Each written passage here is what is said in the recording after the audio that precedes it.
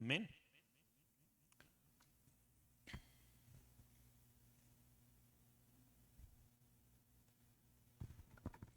Seguimos en la persecución de la iglesia.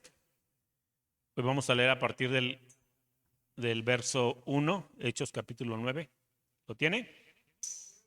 Me sigue en su Biblia, dice así: Saulo, respirando aún amenazas y muerte contra los discípulos del Señor, vino al sumo sacerdote y le pidió cartas para las sinagogas de Damasco, a fin de que si hallase a algunos hombres o mujeres de este camino, los trajese presos a Jerusalén.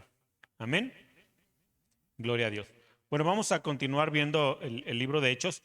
Recuerde que vamos a estar viendo, pero antes de cada reunión, usted necesita leer los capítulos que vamos a estudiar para que pueda darle contexto en su mente. Amén. Ok. Saulo, quien después se convertiría en el apóstol Pablo, está respirando amenazas de muerte. Es decir, esta expresión de respirando, el aliento, la respiración es lo que te da vida, es lo que te mueve. Amén. En otras palabras, lo podríamos decir como alguien que vive para su familia es: yo respiro por mi familia, o yo respiro a mi esposa, yo respiro a mis hijos, porque es lo que te da aliento. Entonces, ¿qué era lo que movía a Pablo? ¿Qué era lo que le daba sentido a su vida? Perseguir a los discípulos.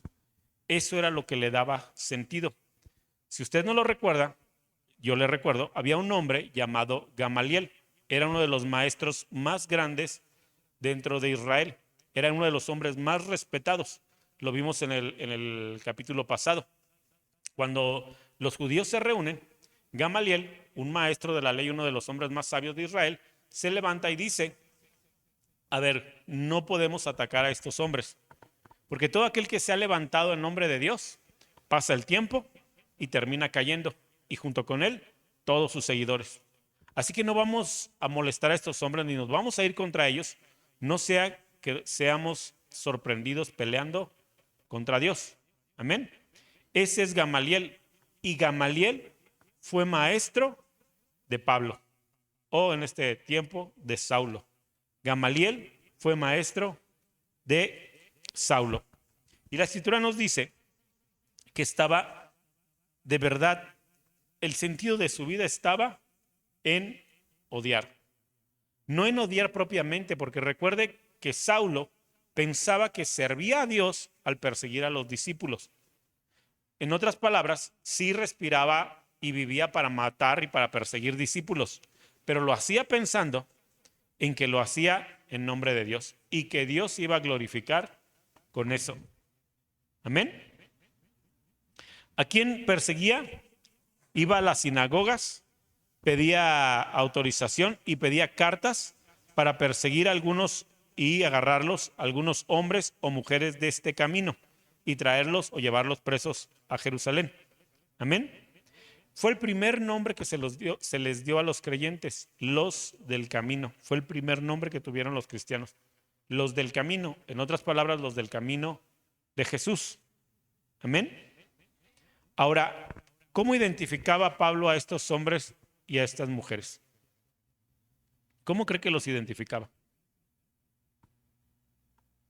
¿Cómo los identificaría usted si tiene que perseguir cristianos? ¿Cómo los va a identificar si se visten igual que todos?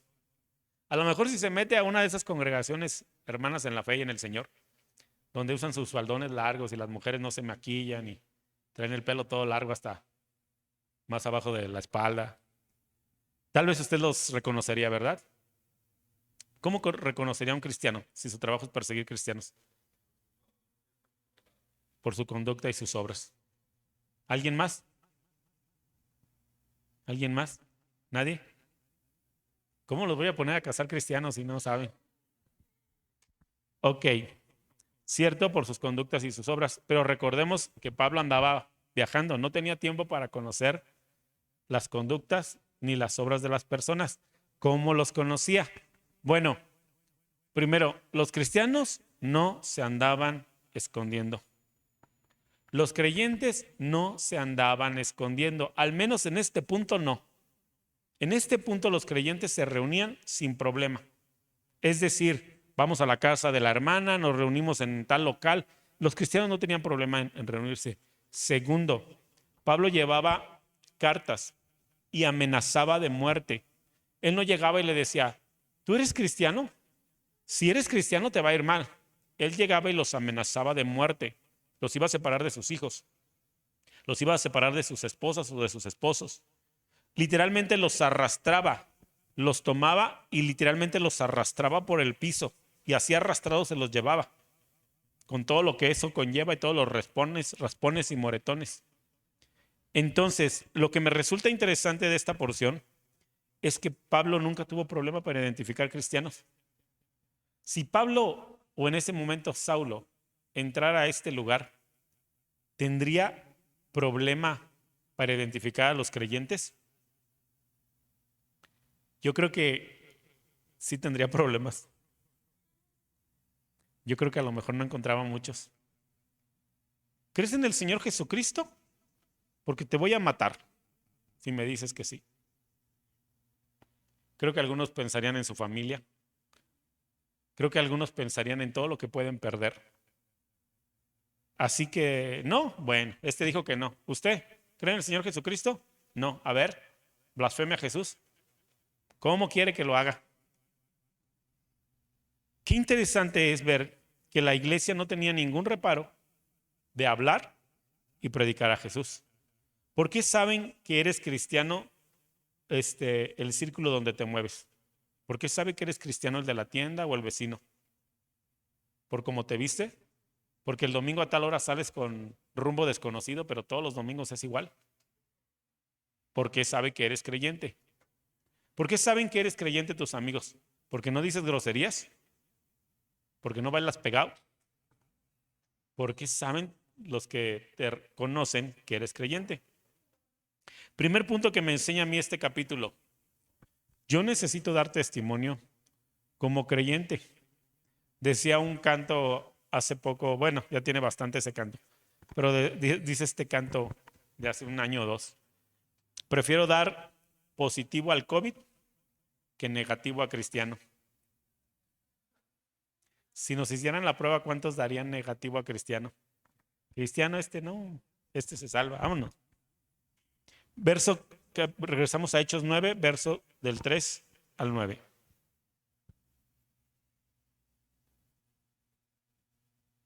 ¿Lo tienes? Mas yendo por el camino, aconteció que al llegar cerca de Damasco, repentinamente le rodeó un resplandor de luz del cielo. Y cayendo en tierra, perdón, se me movió mi Biblia. Y cayendo en tierra oyó una voz que le decía, Saulo, Saulo, ¿por qué me persigues? Él dijo, ¿quién eres, Señor? Y le dijo, yo soy Jesús, a quien tú persigues. Dura cosa te es dar coces contra el aguijón. Él temblando y temeroso dijo, Señor, ¿qué quieres que yo haga? Y el Señor le dijo, levántate y entra en la ciudad, y se te dirá lo que debes hacer. Y los hombres que iban con Saulo se pararon atónitos, oyendo a la verdad la voz, mas sin ver a nadie. Entonces Saulo se levantó de la tierra, y abriendo los ojos no veía a nadie. Así que llevándole por la mano le metieron en Damasco, donde estuvo 3 días sin ver, y no comió ni bebió. Amén. Ok, vamos a resetear nuestra cabeza. ¿Cómo se imagina usted a Saulo?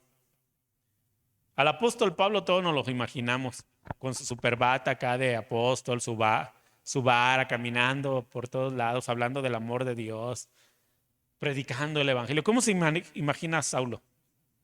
¿Cómo cree que iba vestido?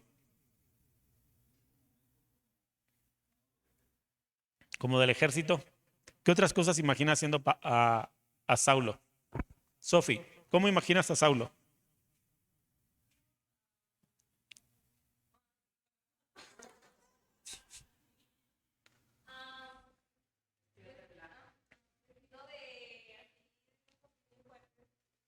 Bien fuertes.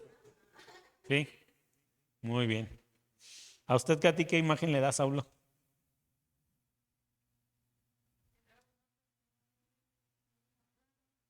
Muy malo. Canijillo como él solo. Muy bien.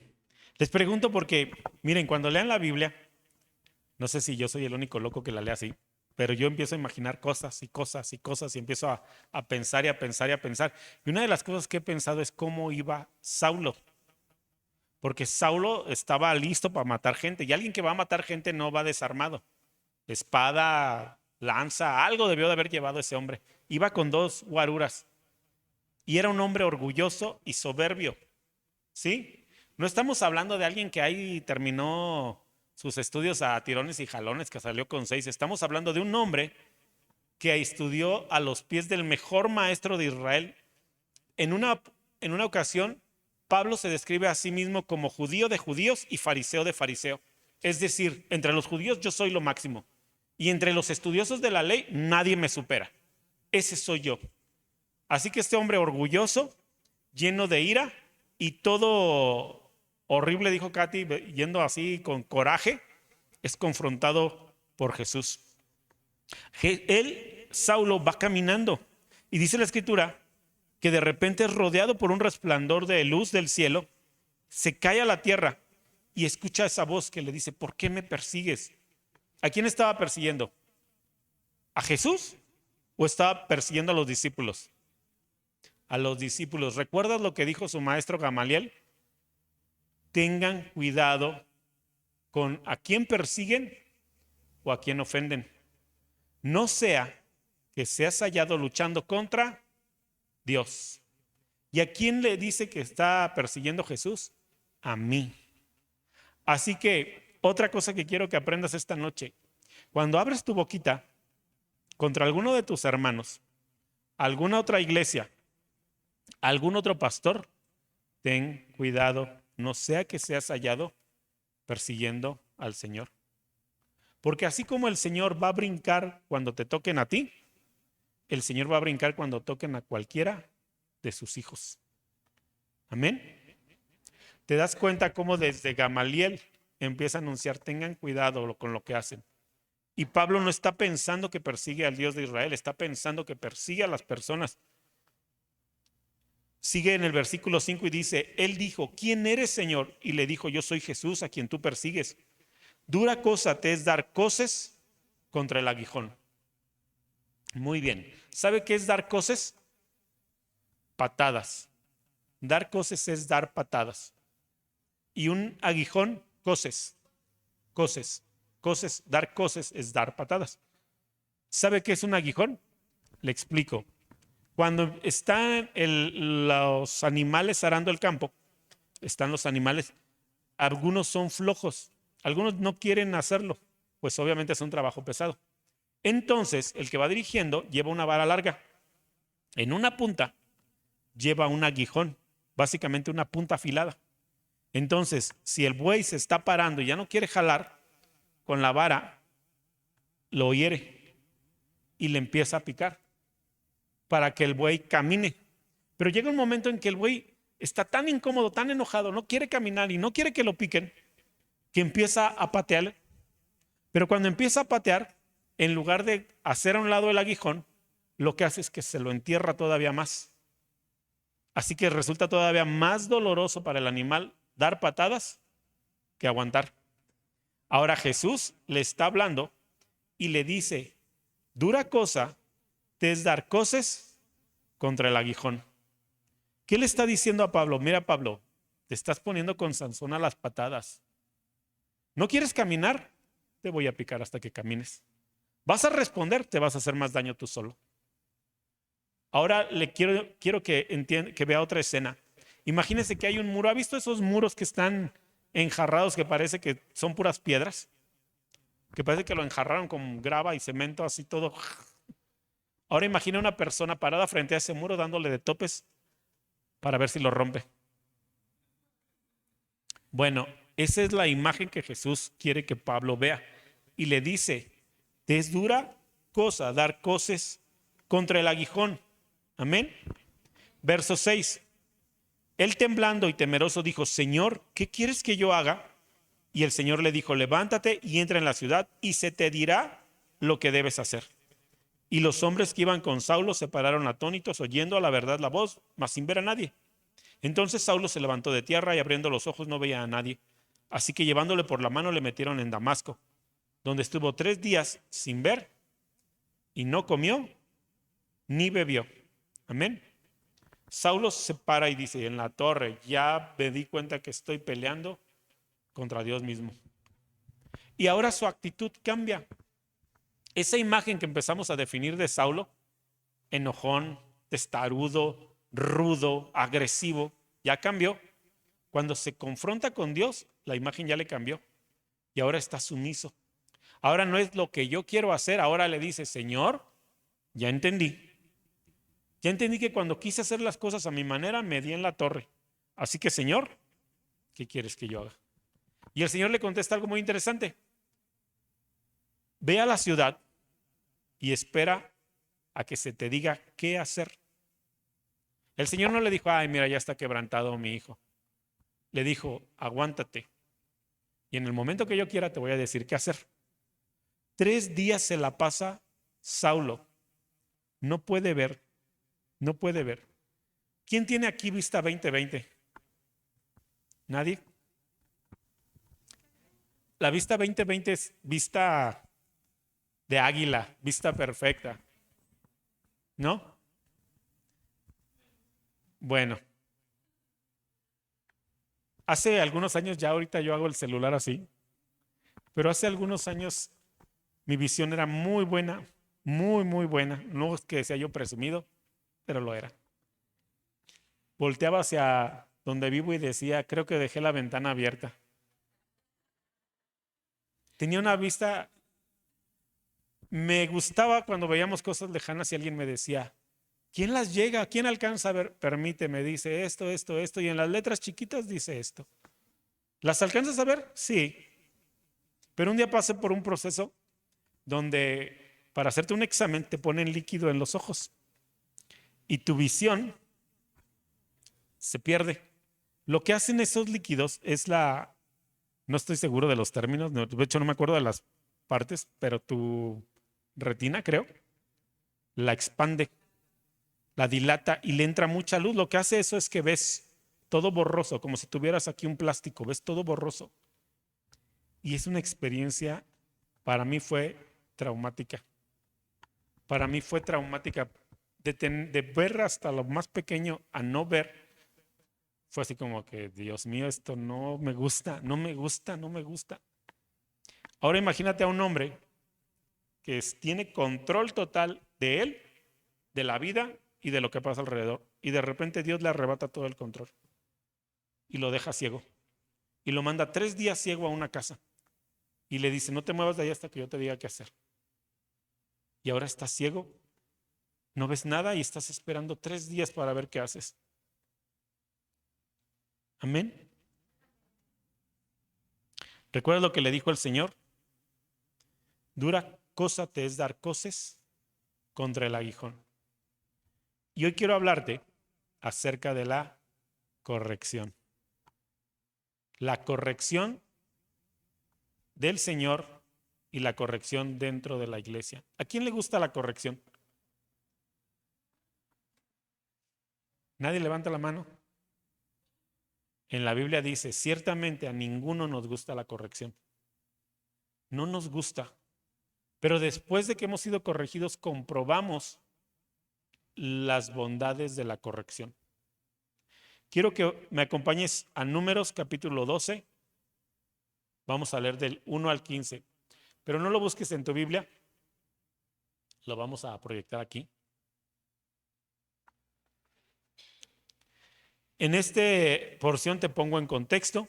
Moisés está dirigiendo al pueblo y Dios les había dado leyes donde les había dicho que no podían tomar mujer que no fuera del mismo pueblo. ¿Sí? Moisés siendo el líder, ¿quién tenía que poner el ejemplo? Moi tenía que poner el ejemplo. Pero a este hombre de Dios se le ocurre ir a tomar mujer de otra tribu. Se le ocurre ir a tomar mujer de otra tribu. Lo acompañan en el liderazgo su hermano y su hermana. Sus hermanos lo acompañan en el liderazgo, María y Aarón. Amén. Ahora sí, vamos a leer esa porción. Dice, Moisés había tomado por esposa a una egipcia, así que Miriam y Aarón empezaron a murmurar contra él por causa de ella. Decían, ¿acaso no ha hablado el Señor con otro que no sea Moisés? ¿No nos ha hablado también a nosotros? Y el Señor oyó sus murmuraciones. A propósito, Moisés era muy humilde, más humilde que cualquier otro sobre la tierra. De pronto, el Señor le dijo a Moisés, Aarón y Miriam, salgan los tres de la tienda de reunión, y los tres salieron. Entonces el Señor descendió en una columna de nube y se detuvo a la entrada de la tienda. Llamó a Aarón y a Miriam, y cuando ambos se acercaron, el Señor les dijo, escuchen lo que voy a decirles. Cuando un profeta del Señor se levanta entre ustedes, yo le hablo en visiones y me revelo a él en sueños. Pero esto no ocurre así con mi siervo Moisés, porque en toda mi casa él es mi hombre de confianza. Con él hablo cara a cara, claramente y sin enigmas. Él contempla la imagen del Señor. ¿Cómo se atreven a murmurar contra mi siervo Moisés? Entonces la ira del Señor se encendió contra ellos, y el Señor se marchó tan pronto como la nube se apartó de la tienda. A Miriam se le puso la piel blanca como la nieve. Cuando Aarón se volvió hacia ella, vio que tenía una enfermedad infecciosa. Entonces le dijo a Moisés, te suplico, mi Señor, que no nos tomes en cuenta este pecado que hemos cometido tan neciamente. No la dejes como un abortivo que sale del vientre de su madre con el cuerpo medio deshecho. Amén. Fíjate qué tremendísimo. Es una de las porciones más tremendas de la Escritura. Los hermanos de Moisés empiezan a murmurar contra él. Tenían razón. ¿Quién tenía que poner el ejemplo? Moisés, y no lo hizo. La ley que Dios le dio a él y que él le estableció al pueblo, él no la acató. Él la ignoró y tomó una mujer que le gustaba. Sus hermanos empiezan a murmurar contra él. ¿Cómo crees que empezó la murmuración? ¿Cómo crees que empezó la murmuración, Ángel? ¿Qué hubieras hecho tú? A ver, explícanos, ¿qué hubieras hecho tú? Te dieron una instrucción. Dijo Mari, que es la mayor, muchachos, aquí 0 galletas. Y de repente Mari la ves comiéndose unas galletas muy contenta. ¿Qué haces? Te enojas y vas con Sofi. ¿Qué le vas a decir a Sofi? Que está comiendo galletas. ¿Qué fue lo primero que habló Aarón y María, Katy? Si se fijan, lo que leímos dice que ellos empezaron a decir, ¿y quién es Moisés? ¿A poco Dios solamente le ha hablado a Moisés? ¿No le ha hablado ya a más gente? ¿A otros hombres? ¿A nuestros antepasados? ¿Acaso Dios no ha hablado contigo, María, y conmigo? ¿No nos ha dado sueños y palabra profética? ¿No nos ha usado para orar por la gente y sanar? ¿Cree que empezaron hablando eso, Katy? ¿Qué fue lo primero que empezaron a decir?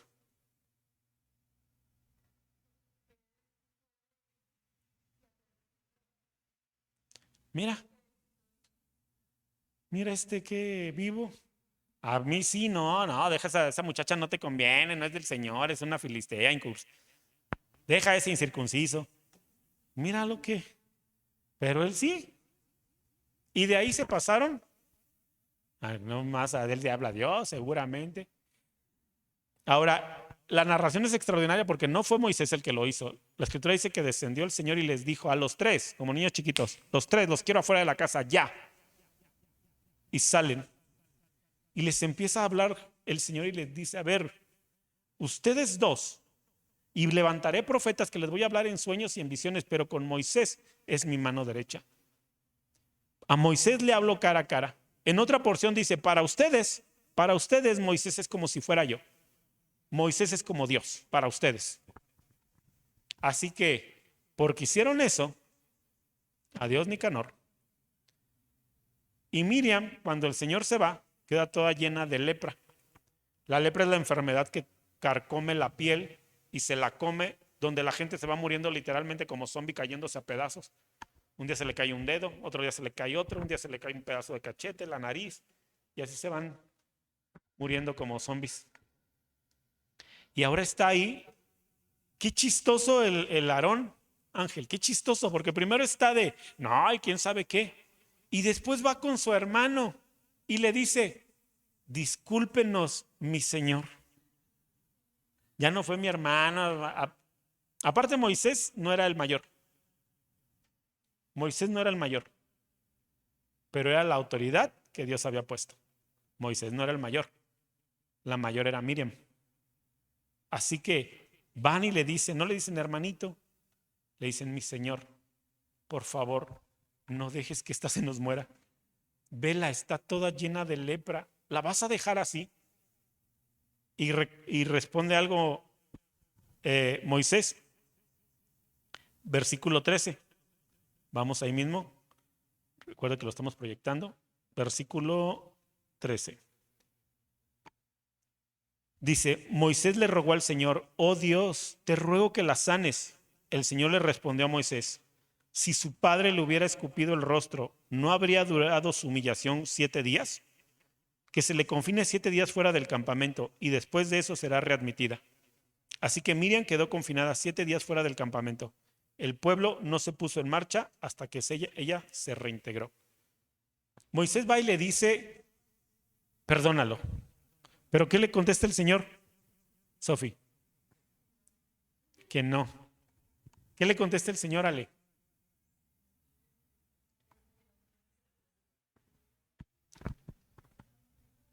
¿Qué le contesta el Señor, Ángel? Que la va a castigar, dice, a ver, muchacho. Esto es una ley dentro de Israel. Si un padre escupe a un hijo, el hijo queda inmundo durante 7 días.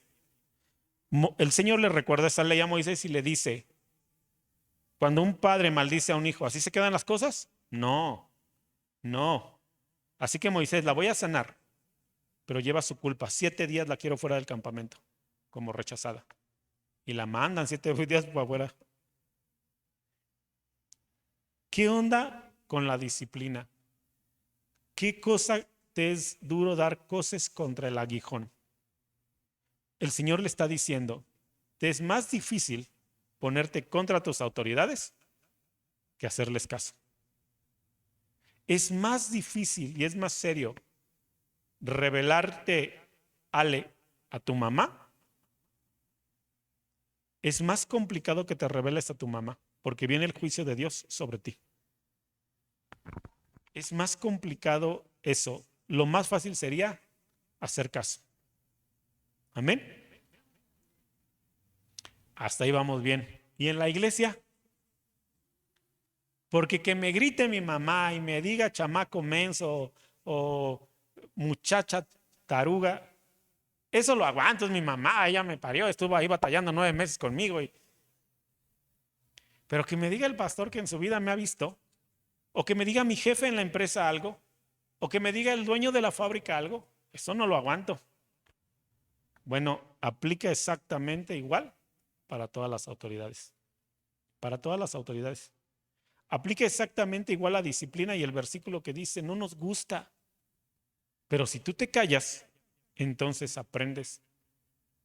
¿Qué crees? ¿Cuándo crees que volvió Miriam a ponérsele al brinco a Moisés? ¿Aprendió? ¿Crees que aprendió? Aprendió. ¿Qué tan difícil para nosotros es llevar la disciplina? ¿Es difícil? ¿Es difícil aguantar la disciplina? Sí, es difícil. A mí me han disciplinado mis líderes, mis jefes y mi pastor. Y hombres con diferente carácter. Hombres que me han dicho, mijo, lo lamento mucho, pero ¿cómo te explico? Te voy a poner en corrección, ¿va? Y todavía me lo dicen así como si me preguntaran, ¿va? Como, ¿estás de acuerdo? Y yo, qué cosita, qué tierno. Sí, ponme en corrección.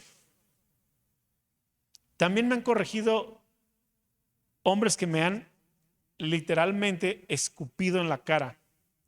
Dios, que se te paran enfrente aquí a 2 centímetros y de espacio personal. Y aquí me ha gritado, eres un torpe, no sabes lo que hiciste. Y por tu culpa estamos así, hiciste esto, hiciste aquello. Y he llorado de coraje. Y he dicho, Dios, ¡ah! ¿Es difícil recibir la corrección? Sí, Pilar, es muy difícil. Pero la Biblia dice, aguanten, porque dura cosa te es ponerte contra la autoridad, Nadie sale beneficiado de eso. Y tú, mucho menos. Mucho menos. ¿Sabes cuál es el problema? Que no queremos practicar disciplina ni en la iglesia ni en la casa. Y si no quieres, te me largas de la casa. Y cuando los ven que están empezando a hacer su itacate, están. Creo que fui muy duro. ¿No? Sí, bueno, sí te vas, pero mañana está lloviendo. No te vayas, corazón. Si ya agarró las garras, que se vaya. Si le dice, niño, estate que te voy a dar una cachetada, y no se está, ¿qué tiene que hacer? Dársela. No se la platique. ¿Por qué no sabemos dar corrección? Porque nos duele el corazón. Porque creemos que somos buenos. No, no eres bueno. ¿Sabes por qué no quieres dar corrección? Porque no quieres perder el amor de los demás. Por eso no quieres dar corrección. Mamá, ya no te quiero. Y ya se les fue la vida al cielo. No, espérate, no, espérate. Ya pues te perdono esta. Ya te quiero otra vez, mamá. Ay, ay. Por eso no quieren dar corrección, por eso no queremos dar corrección. Pero la disciplina es necesaria. Es necesaria. Porque las autoridades no estamos puestas para que nos amen. Usted no está puesta como mamá, como papá, ni yo como pastor para que nos amen. No estamos puestos para eso. Estamos puestos para asegurarnos que la vida de los que están bajo nuestra autoridad vaya bien. Vaya bien. Sí, te vas a ir odiándome. Te voy a tener aquí mañana. Y si al siguiente día o a los 2 días llegan, ya cuando vieron que no es fácil la vida, llegan y, bueno, siempre sí me perdonas. Al menos yo lo hacía con mi mamá. Yo era un niño muy berrinchudo. Qué vergüenza. Mamá, ya me tocaba a mí.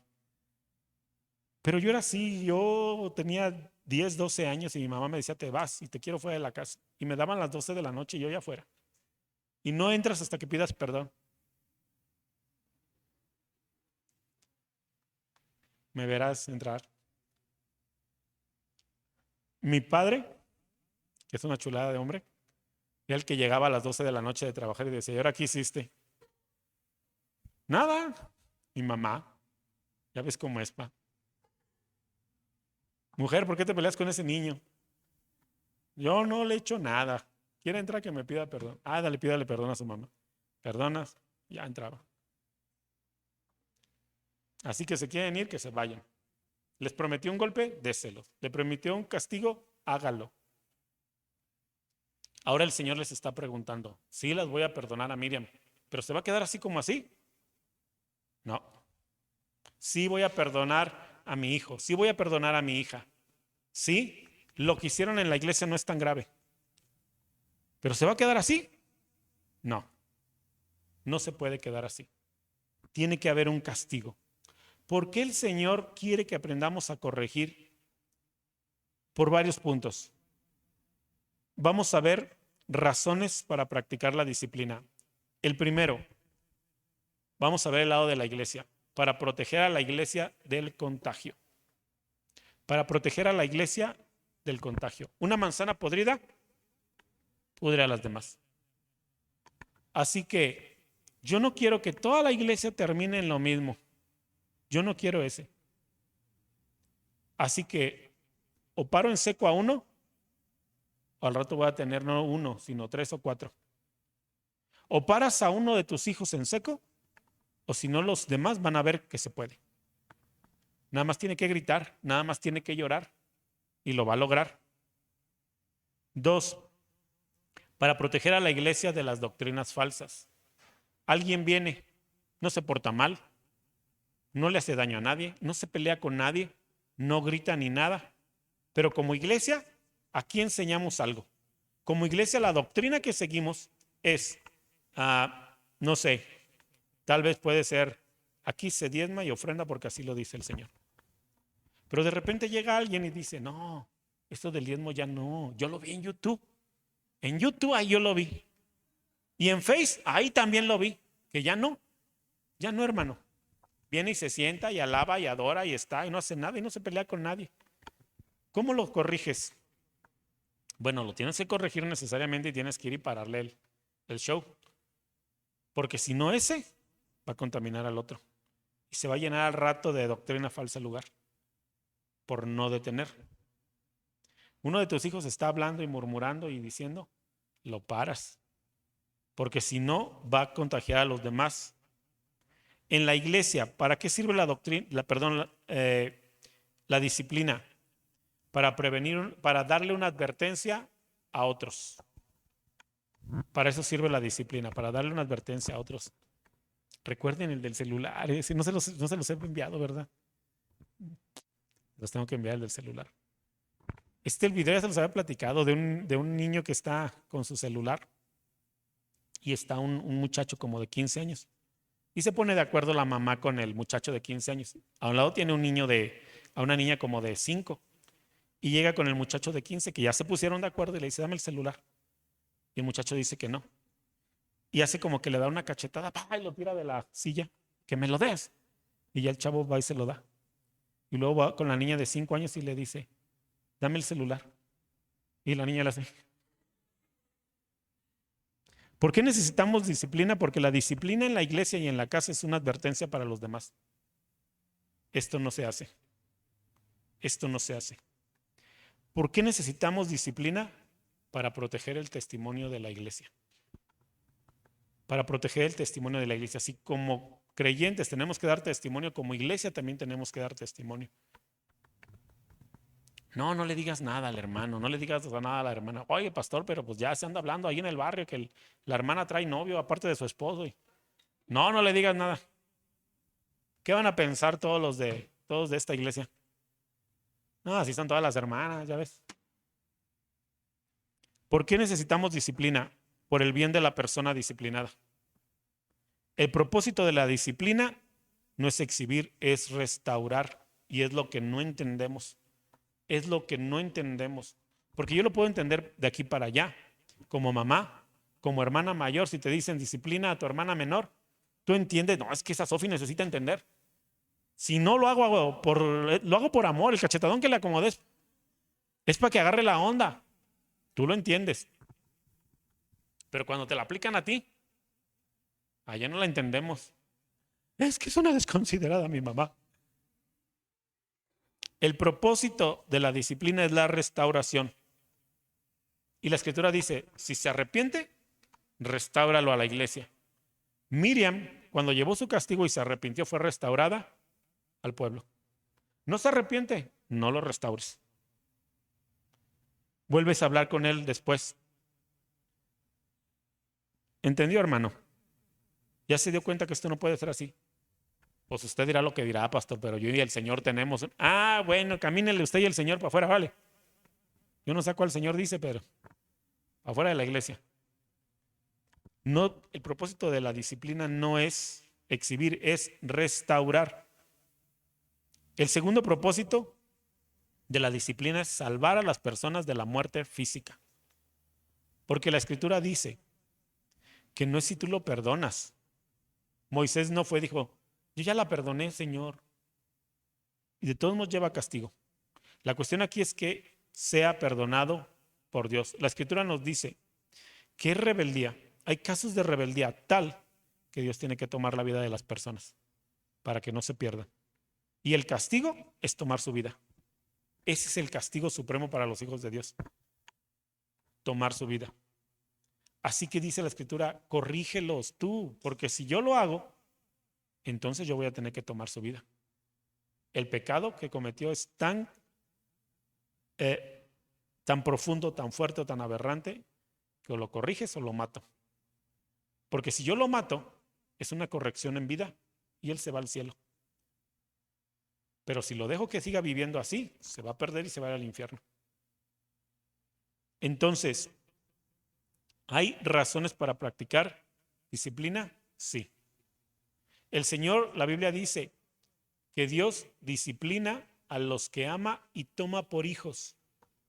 Si Dios no te disciplina a ti, entonces dice la Escritura, tú serías un bastardo, no serías hijo de Dios, serías hijo de nadie. Por eso es la disciplina. Entonces, cuando los padres nos dicen, esto me duele más a mí que a ti, y toma, realmente lo dicen de corazón. Y cuando disciplinamos, a veces se nos va a partir el corazón y a veces se nos va a mover toda la vida, pero necesitamos disciplinar y necesitamos aprender disciplina. Y esto es lo primero que hace el Señor con Saúl cuando lo trae a la iglesia. Primero lo disciplina. ¿Qué crees que todas las cosas que le hiciste a tus hermanos no las voy a tomar en cuenta? ¿Sabes que una de las cosas que repite Pablo por todos los libros, los que han leído la Biblia se han dado cuenta? Empieza Pablo a narrar la historia. Bueno, no Pablo, Lucas en Hechos. Nos vamos durante todas las cartas de Pablo y una cosa que repite y que repite es que yo era un perseguidor y es que yo perseguía a la iglesia y es que yo maté a mis hermanos, y lo repite y lo repite y lo repite y lo repite. ¿Por qué crees que lo repite tanto? Le causó dolor, realmente le causó dolor. Realmente le causó dolor. Y por eso el Señor disciplina a Saulo. Porque ¿qué crees que todas las muertes que ocasionó se iban a quedar así? No, pero nuestra no es la venganza. La Biblia dice, mía es la venganza. El Señor está hablando y dice, mía es la venganza, yo pagaré. Así que ¿cómo y qué le costó a Pablo? No lo sé. Pero sí te puedo decir una cosa, que por lo menos, y eso ya es una loquera mía, por lo menos veo durante toda la escritura que al apóstol que más bonito le tocó fue a Pablo. Seguimos en Hechos capítulo 9, verso 10 al 16.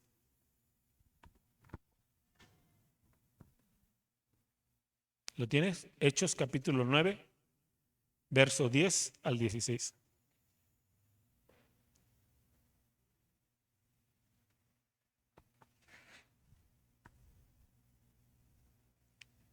Había entonces en Damasco un discípulo llamado Ananías, a quien el Señor dijo en visión, Ananías, y él respondió, heme aquí, Señor.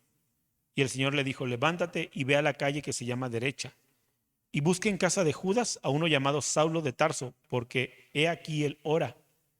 Y ha visto en visión a un varón llamado Ananías que entra y le pone las manos encima para que recobre la vista. Entonces Ananías respondió, Señor, he oído de muchos acerca de este hombre, cuántos males ha hecho a tus santos en Jerusalén. Y aún aquí tiene autoridad de los principales sacerdotes para prender a todos los que invocan tu nombre. El Señor le dijo, ve, porque instrumento escogido me es este para llevar mi nombre en presencia de los gentiles, y de reyes y de los hijos de Israel, porque yo le mostraré cuánto le es necesario padecer por mi nombre. Amén. Ok, de esta porción aprendo varias cosas. Primero, Dios le habla a los discípulos. La escritura dice, había entonces en Damasco cierto discípulo, se llamaba Ananías. ¿Por qué no nada más dice Ananías? El Señor se le reveló a Ananías. ¿Por qué dice el Señor se le reveló a un discípulo? Porque Dios habla con discípulos. Para trabajar, Dios trae discípulos. Trae gente que realmente le sigue y que le busca. Usa discípulos. A veces pensamos, ¿por qué no me usa a mí?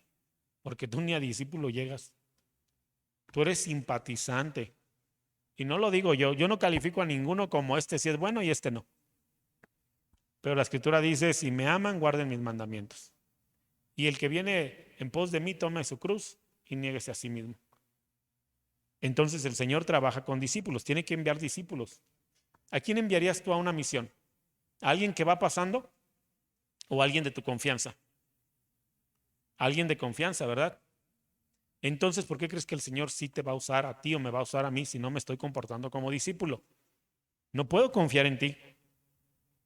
Primero, el Señor usa discípulos y le empieza a hablar y le dijo, Ananías, ve y vas a orar por un hombre que se llama Saulo. Él está orando y orando y orando. Ahora sí se pone a orar. Está orando y orando y orando. Y en sueños y en visiones ha visto a un hombre que se llama Ananías que llega, ora por él y recobra la vista. Y ese, Ananías, eres tú, así que vas. Y Ananías le responde algo muy llamativo también. Señor, he escuchado que mata cristianos. Allá en Jerusalén mató a tantos que ya se nos perdió la cuenta. Y aquí mismo tiene poder para matarnos, Señor. Te platico por cualquier cosa. No sé, se me salió, se me ocurrió. ¿Qué crees que le está diciendo a Ananías? ¿Seguro que quieres que vaya? Me va a matar. Me va a matar. Otra cosa que yo aprendo de esta porción es que cuando tú obedeces, tienes que obedecer a costa de tus deseos, a costa de tus opiniones, a costa de lo que creas.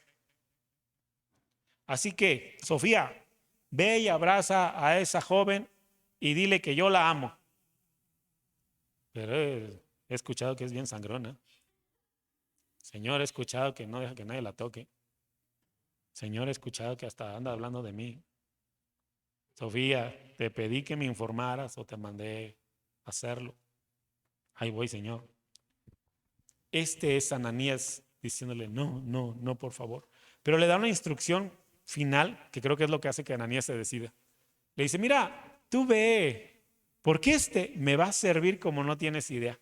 Lo voy a usar para predicar a los que no conocen a Dios, a los judíos y a todo hombre. Y aparte, lo he formado como un instrumento. Lo he formado como un instrumento. Ahorita tú quieres hacer algo y vas a comprarlo. Por ejemplo, hay quien le gusta tejer, hay quien le gusta dibujar. Y si necesitas hacer un dibujo, vas y te compras el plumón, la crayola, el pincel que ocupas, ¿sí? Punta fina, punto esto. Bueno, en aquel tiempo no había eso. ¿Qué hacía la gente? Preparaba sus propios instrumentos. ¿Querían algo bueno? Lo tenían que preparar. El pincel, el formón, el gancho, lo que querían lo tenían que hacer. Así que toda la vida de Saulo ha sido una preparación donde Dios lo ha ido formando, hasta que llega a este punto. Este mes, instrumento escogido. Yo lo estuve formando, ya lo preparé, ya lo tengo listo y filoso. Lo voy a mandar a predicar. Pero aparte, Ananías, no sé si el Señor se lo dijo para consolarlo o porque tenía tanto gusto de que ya lo iba a romper, que le dijo, quiero que sepas que a le va a tocar sufrir como no tienes idea. Va a ver cuánto necesita sufrir por mí. ¿Y sabes qué, Ananías? Le va a gustar. Así que ve. Como que Ananías ya agarró ánimo y dijo, bueno, como quiera le va a tocar. A él se sacó la rifa del tigre, así que. Y allá va Ananías a predicar. Hechos 9, 17 al 19. Y con esta porción, bueno, esta es la penúltima, ya casi terminamos. Hechos 9, 17 al 19.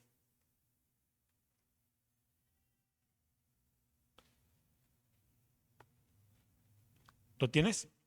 Fue entonces Ananías y entró a la casa, y poniendo sobre él las manos dijo, hermano Saulo, el Señor Jesús que se te apareció en el camino por donde venías, me ha enviado para que recibas la vista y seas lleno del Espíritu Santo.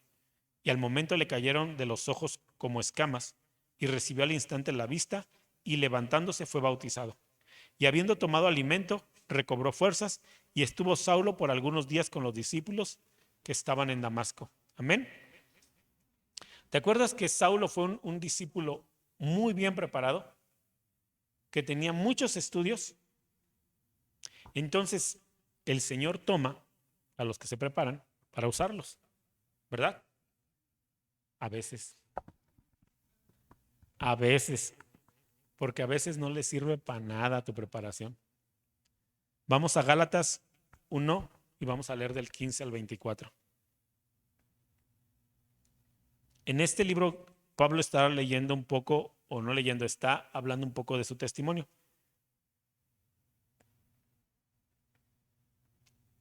¿Lo tienes?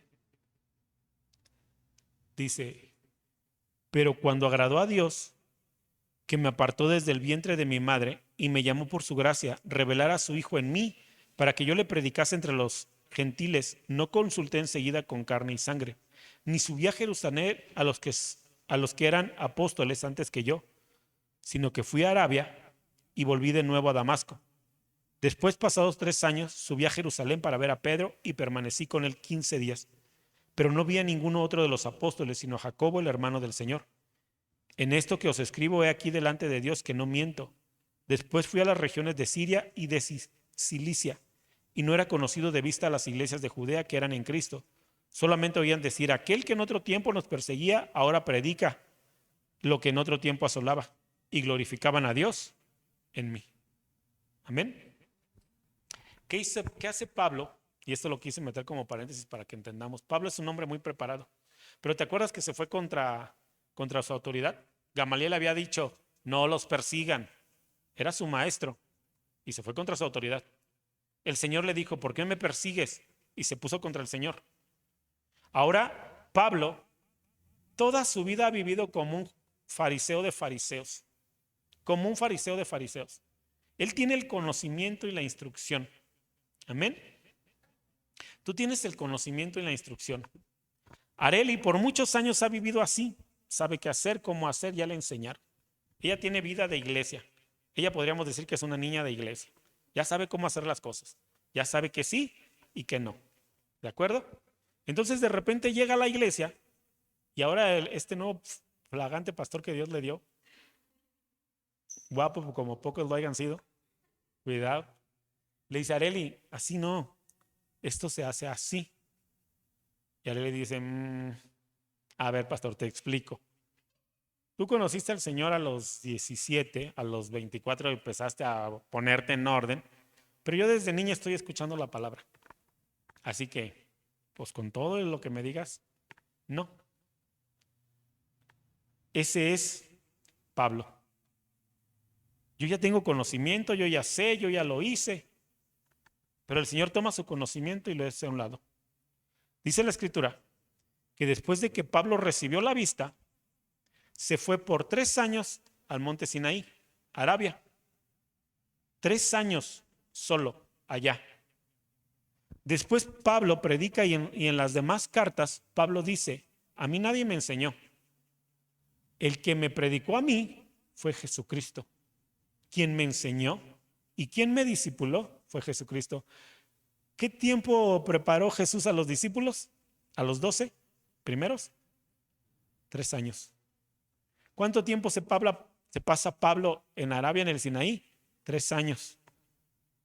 Pablo dice, porque como dijo el Señor, es más bienaventurado dar que recibir. Búscalo en toda la Biblia, nadie más lo dice. Ni Pedro, ni Juan, ni Jacobo, ni Santiago, nadie lo dice. ¿De dónde lo sacó Pablo? 3 años en los que estuvo en Arabia, siendo ministrado y siendo enseñado por Jesús mismo. Pastor, ¿hay un libro ahí sorprendente de los años que pasó Pablo en Arabia? No, no existe. Pero lo único que nos enseña la Escritura es que pasó 3 años y Pablo dice, quien me discipuló a mí fue Jesús. No me enseñó Pedro ni los demás discípulos. Jesús me preparó. Y después de esos 3 años regresé de nuevo a Damasco. Y de ahí entonces fui a ver a los discípulos, a los apóstoles. Cuando tú te metes con el Señor, cuando tú le entregas tu corazón al Señor, Dios hace maravillas contigo. Y cuando Dios te ha elegido desde el vientre de tu madre, aunque le corras, te va a alcanzar. Te va a alcanzar. ¿Cuántas cosas crees? Y es algo que les digo a los jóvenes. ¿Aprendiste algo de tu padre? Y vas a aprender mucho de mí. No porque yo sea mejor, sino porque nos acabamos de conocer. Es que se lo dije a una persona que me acababa de conocer o que acababa de conocer, por eso le dije, no que porque yo sea mejor. Pero le dije, aprendiste mucho de tus padres. Vas a aprender mucho de mí. Pero todo lo que te enseñemos es la base porque tú tienes que ir más alto y más lejos. Y ese es el deseo de nuestro corazón como pastores y como iglesia para todos, Pilar. Para todos. Dios los ha puesto bajo nuestro cuidado y vamos a hacerlo lo mejor que podamos.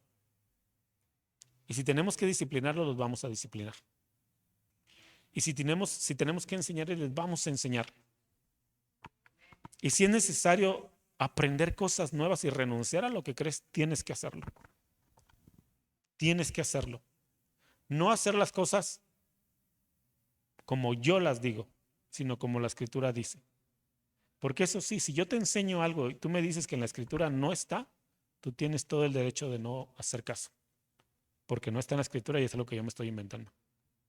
Pero si yo con la Escritura te demuestro que es así, no con un versículo, sino con la Escritura te demuestro que es así, entonces prepárate para que el Señor te enseñe y te va a enseñar mucho más y te va a llevar más lejos y más alto que a todos nosotros. Ese es el deseo de nuestro corazón. Amén. Gloria a Dios. Inclina tu rostro, vamos a orar. Padre, en el nombre de Jesús te agradecemos por esta tarde, Señor. Gracias por los que están aquí. Sabemos que no hay casualidades en ti, sino todo lo tienes bajo tu control. Y los que están aquí, Señor, necesitaban escuchar esta palabra. Te pedimos por aquellos, Señor, que tenían que haber estado aquí, Señor, y no están. Te pedimos, Señor, que les incomodes también para buscarte, Señor, para buscarte, Padre Santo. Les incomodes también para buscar las predicaciones, Señor, y que ellos puedan ser ministrados y aprender. Gracias por este tiempo y gracias por cada uno de los que están aquí, Señor. Enséñanos, Señor, a recibir disciplina, porque a disciplinar la mayoría estamos dispuestos, pero a recibir disciplina, la verdad es que a la mayoría se nos complica. Enséñanos, Señor, a recibir disciplina y entender que es por el bien de nuestras almas. Gracias, amado Dios. En el poderoso nombre de Cristo Jesús. Amén.